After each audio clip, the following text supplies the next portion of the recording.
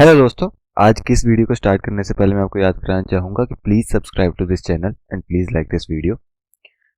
आज की इस वीडियो में हम बात करने जा रहे हैं ऑर्डर ऑफ एलिमेंट के बारे में। Order of an element in a group obviously. तो उससे पहले हम कुछ और चीज़ों के बारे में बात करेंगे, कुछ elementary properties. Elementary properties of group. Elementary properties का क्या मतलब है कि ग्रुप के अंदर जो एलिमेंट्स होते हैं, यानी कि ग्रुप जो कि एक एल्जेब्रिक सिस्टम है किसी ऑपरेशन और सेट का, उस सेट के अंदर जो एलिमेंट्स हैं उन एलिमेंट्स की क्या प्रॉपर्टीज होती हैं। तो पहली प्रॉपर्टी तो ये है कि हमारे पास किसी भी एलिमेंट के लिए जो इनवर्स एग्जिस्ट करता है वो हर एक एलिमेंट के लिए यूनिक होगा। जैसे हमने कल के एग्जांपल में देखा था, एक ट्रायंगल को हम 180 डिग्री फ्लिप करेंगे, अगर फ्लिप ऑफ 180 डिग्री, तो ये ट्रायंगल अपना फेस चेंज कर लेगा। हमने इसको कलर कोड किया था, एक ही साइड को कलर कोड करने से आज हमारा काम चल जाएगा। हमने इसको 180 डिग्री फ्लिप किया तो ये ब्लू वाली साइड इस तरफ आ जाएगी और बाकी साइड्स अपनी साइड चेंज कर लेंगे। लेकिन एक और 180 डिग्री फ्लिप इसे वापस वैसे ही शक्ल दे देगी जो कि इसकी स्टार्टिंग में थी, यानी कि फ्लिप खुद का एक इनवर्स है। अगर हम फ्लिप को 2 बार करें तो वो वापस आइडेंटिटी एलिमेंट ई या फिर आई बन जाता है, यानी कि फ्लिप खुद का ही इनवर्स है। लेकिन फ्लिप के कोरस्पॉन्डिंग कोई और इनवर्स हमें नहीं मिल सकता। एक फ्लिप करने के बाद हमें जो एलिमेंट मिलता है, ट्रायंगल की जो शक्ल मिलती है, उस शक्ल को वापस पहले जैसा करने के लिए फ्लिप के कोरस्पॉन्डिंग कोई और आइडेंटिटी है, कोई और इनवर्स एलिमेंट हमें नहीं मिलेगा। इसी तरीके से हमारे पास सेट के अंदर जो आइडेंटिटी एलिमेंट है वो भी यूनिक होता है। मतलब एक ही ऐसा एलिमेंट होगा जिसके कोरस्पॉन्डिंग किसी दूसरे एलिमेंट को प्लेस करने पर कोई भी फर्क दूसरे एलिमेंट पे नहीं पड़ेगा। ये दो प्रॉपर्टीज एलिमेंट्री प्रॉपर्टीज सेट के अंदर के एलिमेंट्स की प्रॉपर्टीज कहलाती हैं। और इसके अंदर एक चीज के बारे में और बात करते हुए, हमारे पास मान लीजिए दो ऑपरेशंस गिवन है, दो ट्रांसफॉर्मेशंस गिवन है एक ट्रायंगल के ऊपर।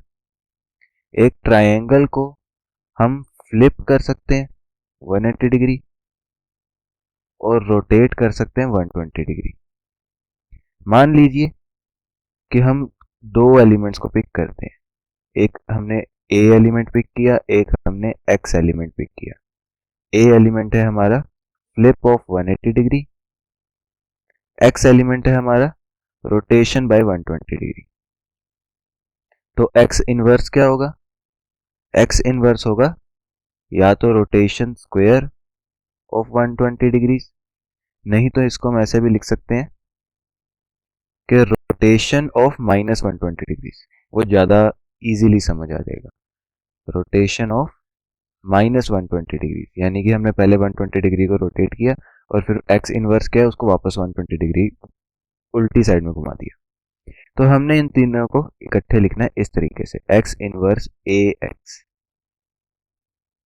इसका क्या मतलब है? एक्स इनवर्स यानी हमने ट्रायंगल को पहले 120 डिग्री इधर घुमाया, फिर हमने फ्लिप किया 180 डिग्री, फिर हमने ट्रायंगल को वापस 120 डिग्री रोटेट किया। ये तीन ऑपरेशन एक लाइन की इस फॉर्म में लगे, एक्स इनवर्स फिर ए फिर एक्स। तो इस केस के अंदर अगर हम इस ऑपरेशन को m टाइम्स रिपीट करें, पहले 120 डिग्री रोटेशन, फिर फ्लिप, फिर 120 डिग्री अपोजिट डायरेक्शन में रोटेशन, फिर हमने फिर से 120 डिग्री रोटेट किया, फिर एक और फ्लिप, फिर 120 डिग्री वापस रोटेट। इसको अगर हम m टाइम्स करें, यानी कि x इनवर्स ax को m टाइम्स लिखें, x इनवर्स ax, इसको हम m टाइम्स लिखें, तो इस केस में अगर ब्रैकेट्स को हटाया जाए तो x inverse ax x inverse a x, इस तरीके से एक्स और एक्स इनवर्सेस इकट्ठे आएंगे m टाइम्स। लास्ट पोजीशन पे अगर हम देखें तो last x inverse a x किसी एक्स इनवर्स ए एक्स के साथ इस तरीके से पड़ा होगा और इसके बीच में बहुत सारे ऐसे ही एलिमेंट्स होंगे। तो सारे एक्सिस और एक्स इनवर्सेस, एक 120 डिग्री एंटी क्लॉकवाइज रोटेशन, एक 120 डिग्री क्लॉकवाइज रोटेशन, ये हमारे ट्रायंगल को वापस से एज इट इज पुट कर देंगे। यानी एक्स और एक्स इनवर्स इकट्ठे करने पर हमारे ट्रायंगल में कोई भी चेंज नहीं आएगा। तो ये आइडेंटिटी एलिमेंट है, ये भी आइडेंटिटी एलिमेंट है। इस तरीके से हमारे पास यहाँ पे भी आइडेंटिटी एलिमेंट है। बीच वाले सारे एक्स और एक्स इनवर्सेस के पेयर आइडेंटिटी एलिमेंट्स में चेंज हो जाएंगे। यानी एक्स इनवर्स ए ई ए ई ए ई, इस टाइप से हमारे पास सारे एक्स और एक्स इनवर्सेस गायब हो जाएंगे। इसके बाद ए और e flip by 180 degree and identity element, हमने फ्लिप किया 180 डिग्री और ट्रायंगल को फिर उठा के वैसे का वैसा रख दिया, कोई चेंज नहीं किया। तो इसका मतलब है कि हम अगर ट्रायंगल को सेकंड स्टेप में उठा के वापस सेम ना रखें तो उसको लिखने का और ना लिखने का कोई फायदा नहीं है। यानी ई यहाँ पे है या नहीं है कोई फर्क नहीं पड़ता। और इसको अगर हम नंबर थ्योरी के हिसाब से देखें तो ई कोरस्पॉन्ड करता है 1 के साथ। कोई भी एलिमेंट इंटू 1 इज equals to a, same element answer आ जाएगा। जैसे ए इंटू ए वापस ए हो जाएगा, एक्स इनवर्स के बाद ए इंटू ए, ई ए हो गया, ए इंटू ई ए हो गया, ए इंटू ई ए हो गया। इस टाइप से ए आएगा m टाइम्स। तो हमारे पास एंड ऑफ द रिजल्ट क्या बचेगा, हमारे पास बचेगा x inverse a raise to power m x। In general अगर हम x inverse a raise to power x को m टाइम्स रिपीट करें तो उसका मतलब है कि हमने स्टार्टिंग और एंडिंग को चेंज किए बगैर सिर्फ a कंपोनेंट को m टाइम्स यूज किया, m ट्रांसफॉर्मेशन को a ट्रांसफॉर्मेशन को m टाइम्स लगाया किसी भी शेप के ऊपर। ये सिर्फ एक एग्जांपल था। तो इसी तरीके से हम वापस आते हैं ऑर्डर ऑफ एलिमेंट्स के ऊपर। ऑर्डर ऑफ एलिमेंट्स का क्या मतलब है, हमने पिछली वीडियो में ही देखा था कि अगर हम फ्लिप करते हैं एलिमेंट को 180 डिग्री के साथ और उसको फ्लिप करने के बाद ट्रायंगल को एक बार फ्लिप किया, एक हो सकता है ट्रायंगल को 2 बार फ्लिप किया, यानी एफ स्क्वायर। ये फ्लिप्स जो हैं ये हमारे ट्रायंगल को एज इट इज पुट कर देंगे। यानी कि फ्लिप स्क्वायर जो है वो आइडेंटिटी एलिमेंट के बराबर है। फ्लिप एक एलिमेंट है ग्रुप के अंदर जिसका स्क्वायर आइडेंटिटी एलिमेंट के इक्वल है। यानी ऑर्डर ऑफ एफ हमारे पास 2 है। कहने का मतलब क्या है, किसी भी एलिमेंट के लिए उसको कितनी बार रिपीट किया जाए कि वो आइडेंटिटी एलिमेंट के इक्वल हमें आंसर दे दे। जैसे फ्लिप के लिए एफ स्क्वायर करने पर आइडेंटिटी एलिमेंट आ जाता है, तो ऑर्डर ऑफ एफ 2 है। जैसे हमारे पास रोटेशन था, रोटेशन 3 बार करने पर आइडेंटिटी एलिमेंट के इक्वल आता है। तो आर का order of R is equal to 3। इस तरीके से हम ऑर्डर ऑफ एन एलिमेंट को डिस्क्राइब करते हैं। ऑर्डर ऑफ एलिमेंट हमारे पास क्या हो गया डेफिनेशन फिर, for any element A belonging to G, order of A is defined as least natural number.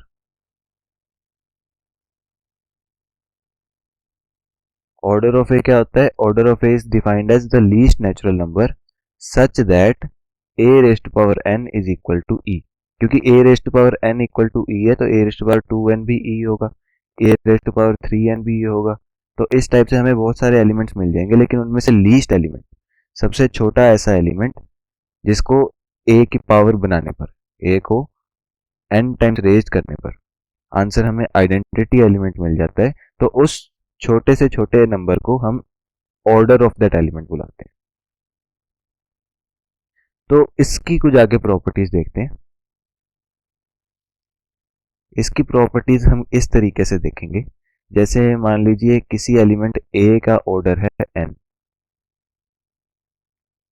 यानी कि ए को n टाइम्स रिपीट करने पर वो हमें shape as it is put करके दे देता है, तो फिर ए इनवर्स का ऑर्डर भी n ही होगा।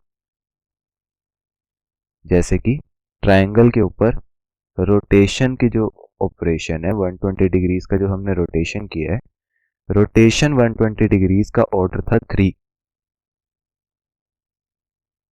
Order of r is equal to 3। लेकिन अगर हम इसका इनवर्स देखें, ए हमने रोटेशन को माना है, तो ए इनवर्स हमारे पास होगा रोटेशन बाय -120 डिग्रीज, उल्टा रोटेशन। तो रोटेशन अगर 120 डिग्री हमने क्लॉकवाइज डायरेक्शन में की, इसको 3 बार किया तो ई आ गया। अगर हम एंटी क्लॉकवाइज डायरेक्शन में 3 बार रोटेट करेंगे तो भी वो ई के ही इक्वल आएगा। इस तरीके से किसी एलिमेंट का ऑर्डर और उसके इनवर्स का ऑर्डर सेम होता है। आगे अगर हम देखें, मान लीजिए हमारे पास कोई एलिमेंट है जी के अंदर जो कि 10th ऑर्डर कैरी करता है, यानी कि f रेज टू पावर 10 तक ये अलग अलग ऑपरेशंस की तरह काम करेगा, लेकिन f रेज टू पावर 10 होने पर ये हमें शेप एज इट इज वापस दे देगा। इस केस में f का ऑर्डर हम कहेंगे 10 है, लेकिन f स्क्वेयर का ऑर्डर कितना होगा? f स्क्वेयर का ऑर्डर कितना होगा? हमने f को एक बार लगाया, 2 बार लगाया, 3, एक बार लगाया, 2 बार लगाया, 3 बार लगाया, 4 बार लगाया, 5, 6, 7, 8, 9 और फिर हम पहुंचे 10 पे।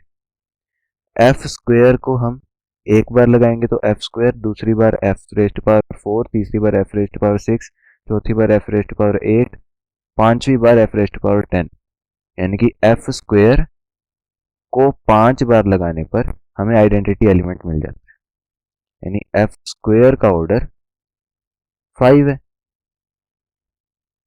सिमिलरली अगर एफ क्यूब की बात करें, एफ क्यूब को हम दोबारा लगाएंगे, f raise to power 6, f raise to power 9, f raise to power 12, f raise to power 15, f raise to power 18, चलते चलते एफ रेज टू पावर 30 आने पर हमें ई मिलेगा, आइडेंटिटी एलिमेंट मिलेगा। ऐसा क्यों है?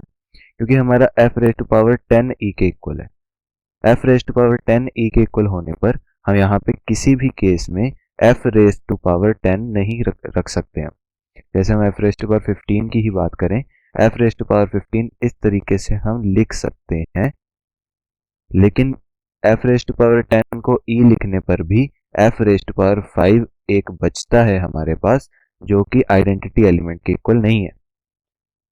यानी एफ क्यूब को 10 टाइम्स लगाने पर F30 तक पहुंचने पर हमें आइडेंटिटी एलिमेंट मिलेगा, यानी order of f cube is equal to 10। इस केस में हम एक जनरल फॉर्मूला के तौर पे एक केस देख सकते हैं कि अगर ए का ऑर्डर n है, order of a is equal to n, तो किसी अलग element a raise to power k के लिए उसका ऑर्डर इक्वल होगा n over HCF of n and k। कहने का मतलब क्या है? जैसे हमारा ऑर्डर ऑफ ए पिछले केस में 10 था, a की पावर 2 का ऑर्डर 10 ओवर HCF ऑफ 10 होगा, यानी कि 10 ओवर 2 होगा, यानी कि 5 होगा। सिमिलरली a क्यूब का ऑर्डर 10 ओवर HCF ऑफ 3 और 10 होगा, जो कि 10 ओवर 1 बनता है, यानी 10 होगा। इस तरीके से हम ऑर्डर ऑफ एलिमेंट को डिस्क्राइब करते हैं। सो आज की इस वीडियो में इतना ही। जाते जाते मैं आपको फिर से याद कराना चाहूंगा कि please like this video. Thank you for watching this video.